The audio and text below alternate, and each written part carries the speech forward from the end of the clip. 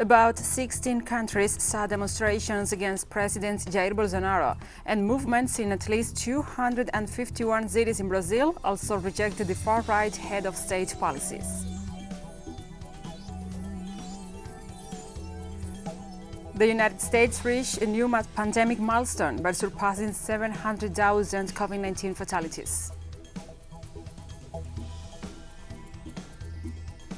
Legislative elections are underway in Qatar to appoint the members of the Shura Council for the next 4 years.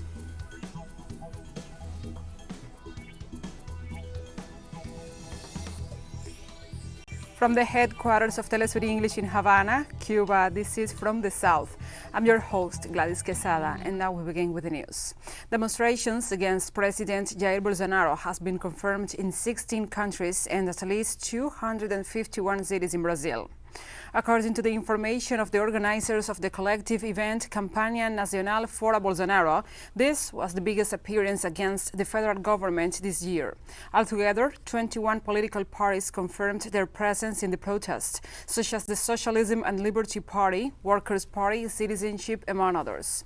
In Sao Paulo, the gathering took place in Avenida Paulista, in front of the Art Museum.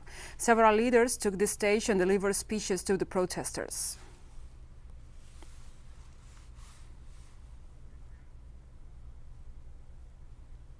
In Peru, several branches of the judicial power and autonomous institutions asked the President Pedro Castillo to convene an urgent session of the Council of State. The document was signed by the head of the judicial power, Elvia Barrios, the attorney of the nation, Zoraida Avalos, the president of the National Board of Justice, Inés Telo, the comptroller, Nelson Schack, and the ombudsman, Walter Gutierrez. The powers of the state and the constitutionally autonomous institutions that subscribe the present communication address you in order to request you, within the framework of the powers that the Constitution assigns us, to summon an urgent session of the Council of State. The document states. They recall that the rule of law is characterized by the distribution of functions, which does not imply that they should exercise the attributions in isolation, and that according to the Constitutional Court, they are obliged to cooperate in the attention of the diverse problems faced by the country.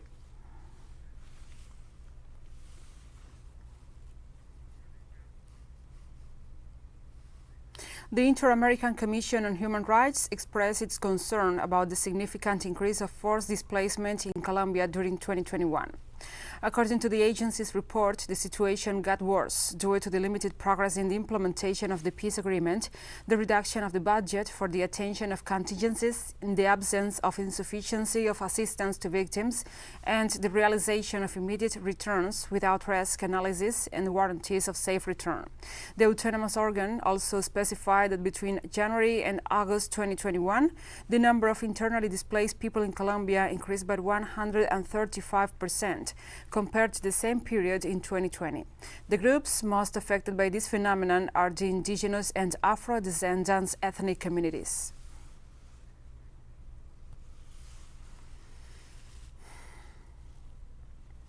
In Mexico, the arrival of thousands of Haitian asylum seekers has put the authorities on alert. Meanwhile, sectors of the population have mobilized the support to those arriving with food and basic necessities. More details in the following report by our correspondent, Eduardo Martinez.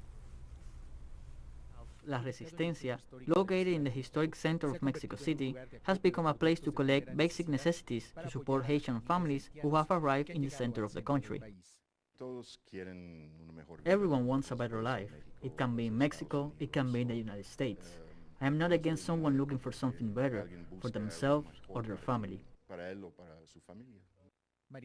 Mariana Najon is in charge of sorting the aid gathered in the last 5 days, as well as channeling it directly to those who come to request it or sending it to where it is most needed. It has been untimely but also enriching to be able to share a little of what we have and be aware that we are privileged. We have a home, a job that may or may not give much or little. We have stability and security. The migratory crisis, sparked by the arrival of thousands of Haitians, mostly from Chile and Brazil, has overwhelmed the capacity of shelters operating in the city, as well as the authorities at the border, who have to deal with thousands of requests. The idea is to free up spaces for new arrivals, a demand that was there for the Commission that due to the saturation of the appointment system, new arrivals were unable to get an appointment.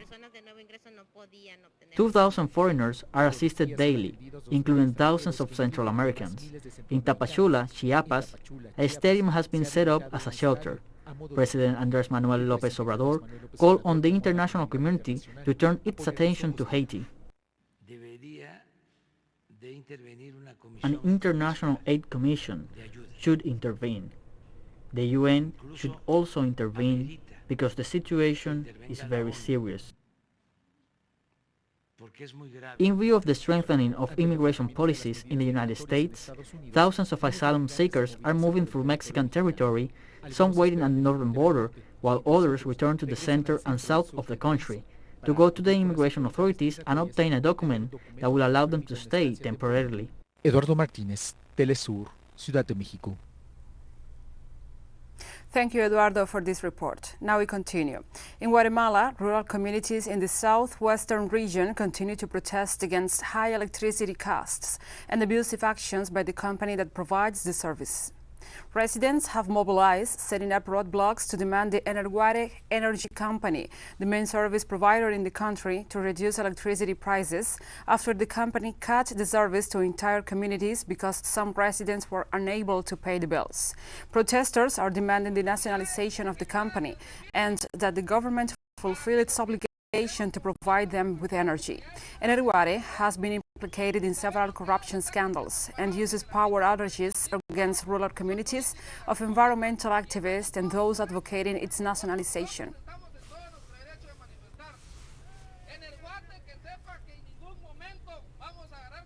In Ecuador, relatives of inmates are clamoring for news about their loved ones after a bloody prison riot in which at least 118 convicts were killed. Relatives gathered at a morgue on Friday as rumors circulated that some of the bodies of the victims had been dismembered or burned beyond recognition. 6 inmates were beheaded in the massacre that left 86 wounded, 6 critically, according to Ecuador's prisons authority. So far, 41 of the bodies have been identified, officials said, and 22 turned over to their families. Authorities said the riot was a flare-up of gang violence, but explanations as to how such violence was allowed to occur have not been offered. Police had retaken control by Thursday evening after a massive security operation involving some 900 officers and members of tactical units, while soldiers and tanks were stationed outside the jail.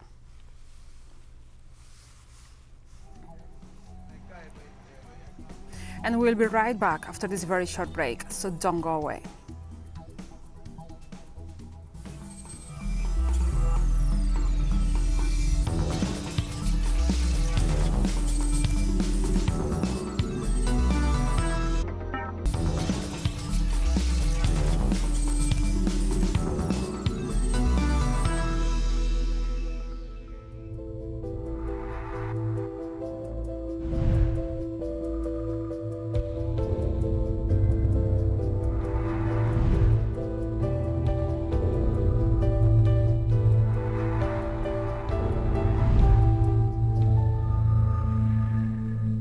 Welcome back to From the South. On Friday, the United States reached a new pandemic milestone by surpassing 700,000 COVID-19 fatalities just when the Delta variant wave begins to subside and hospitals begin to report moderate relief in the occupation. In 3.5 months, the country jumped from 600,000 to 700,000 fatalities. The increase was driven by the spread of the new variant, especially among unvaccinated Americans. Although the number of people hospitalized for COVID-19 has dropped to about 75,000 from 93,000 in early September, health officials expressed deep concern that the epidemiological report is not improving because some 70 million Americans remain unvaccinated. New cases are running at 112,000 per day. That is almost 3 times less than the average of the last 3 weeks, as well as the fatalities, which dropped from 2,000 to 1,900 in 1 week. However, for the doctors, the figure remains high, taking into account the viability of immunization facilities in the country.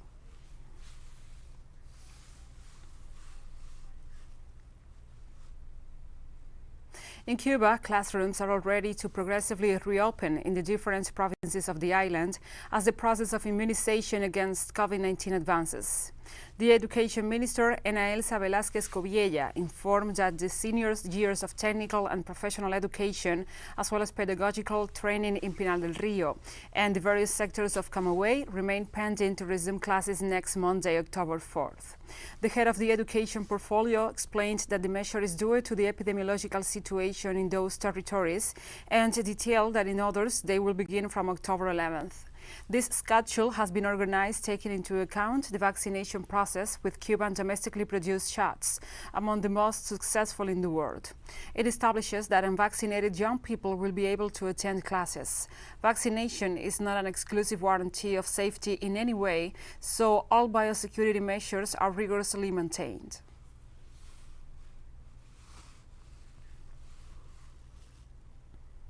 And the government of Vietnam has approved the budget for the purchase, transportation, reception and administration of 5 million doses of the Cuban vaccine against COVID-19, Abdallah.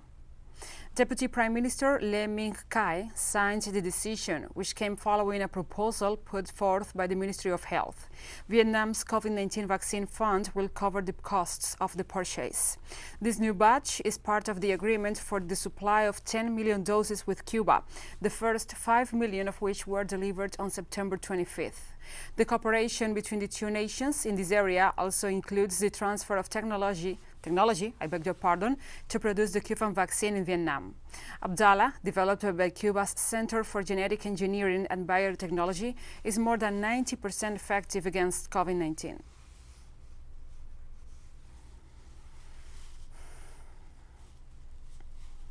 And Mauritius is fully opening its doors to international visitors, hoping to rebuild its vital tourism industry after long months of isolation due to the COVID-19 pandemic.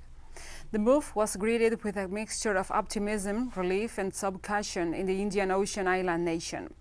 The holiday destination, renowned for its spectacular white sandy beaches and turquoise waters, had partly reopened to vaccinate visitors in July for the first time since the coronavirus pandemic emerged in early 2020. But tourists had to remain in resort bubbles for 14 days before being allowed to venture further afield. The first plane loads of tourists arriving from Dubai, Paris and London on Friday will have to meet certain COVID testing requirements during their stay. We have been waiting for this day for so long, so for several months, and especially in the last few weeks, we have been putting in place all the teams to be able to put the hotel back in perfect and optimal conditions to be able to welcome our first customers who are arriving today. I believe that we will simply have to learn to live with the virus. For 18 months, 20 months, everyone has learned to work with health protocols, which have improved over the months and will continue to improve. And I think that in the interest of everyone, we will have to live with this pandemic, and it is up to us to minimize as much as possible a future impact. A health emergency has been declared in 15 regions of Peru due to the risk posed by a significant dengue fever outbreak. The Ministry of Health declared a state of emergency for a period of at least 90 days in 51 districts across 15 regions of the country due to an imminent threat. The move aims to ensure measures are adopted to protect public health and provide the necessary services for those who were affected. Reports from the General Directorate of Strategic Interventions in Public Health indicate that more than 23,000 new cases of dengue fever were registered in these regions, representing 67% of the total number of cases at the national level.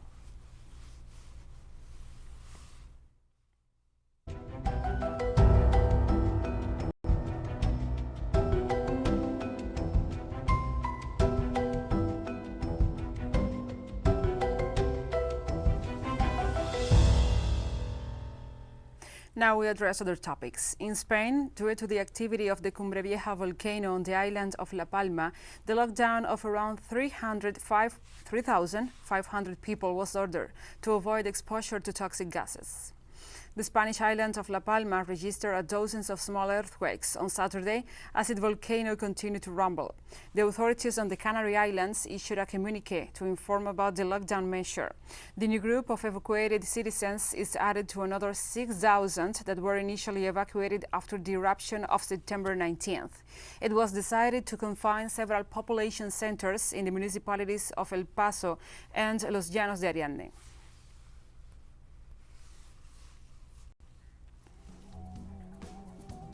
And we have more stories coming up after this final short break, so stay with us.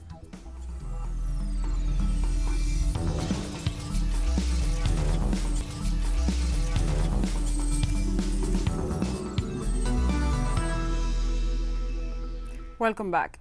This Saturday, Qatar holds its first legislative elections to appoint the members of the Shura Council for the next 4 years.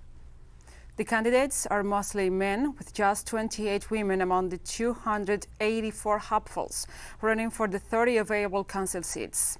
The remaining 15 seats will be appointed by the Emir Sheikh Tamim bin Hamad Al Thani.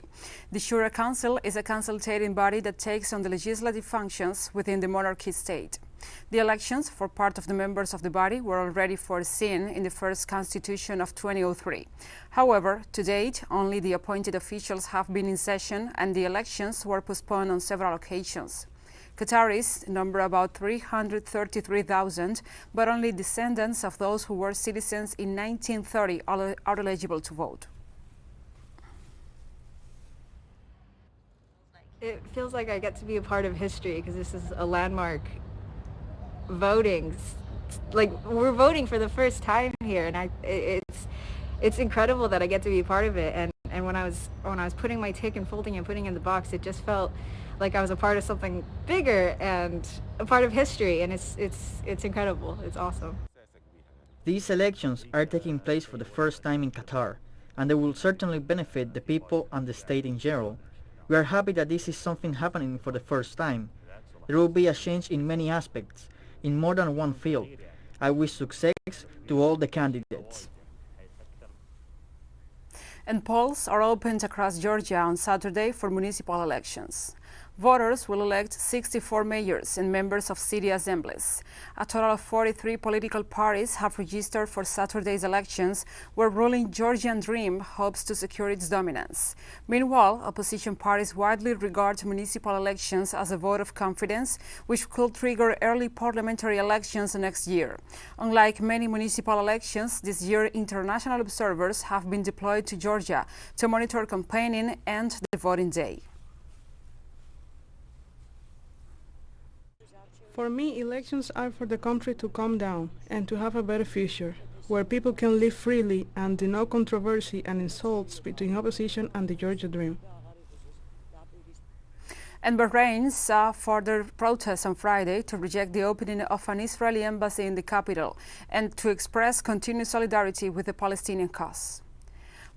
Police used tear gas to disperse demonstrators who marched in the Sitro Island, south of the Bahraini capital Manama, a day after the Israeli foreign minister opened the Israeli embassy.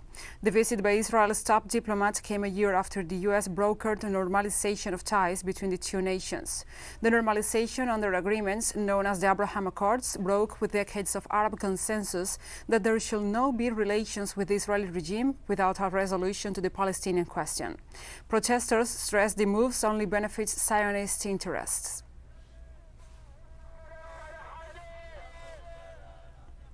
A declassified U.S. State Department report dismissed the theory that microwave weapons are behind the mysterious neurological injuries reported by U.S. diplomats in Cuba. Allegations of sonic attacks by the Cuban government against U.S. diplomatic staff stationed in the country were used by the Trump administration to justify a further escalation of the aggressive policy towards the island. However, the State Department report, written by the Jason Advisory Group and lead independent scientific board that has reviewed U.S. national security concerns since the Cold War, concluded that the most likely source of the buzzing noises reported by those who were said to be suffering suffering from the so-called Havana syndrome were a local species of cricket. The same scientific review also judged it highly unlikely that microwaves or ultrasound beams, now widely proposed by the U.S. government officials to explain the reported injuries to its staff, were involved in the incidents. It also found that psychogenic mass psychology effects may have played a role in the reported symptoms.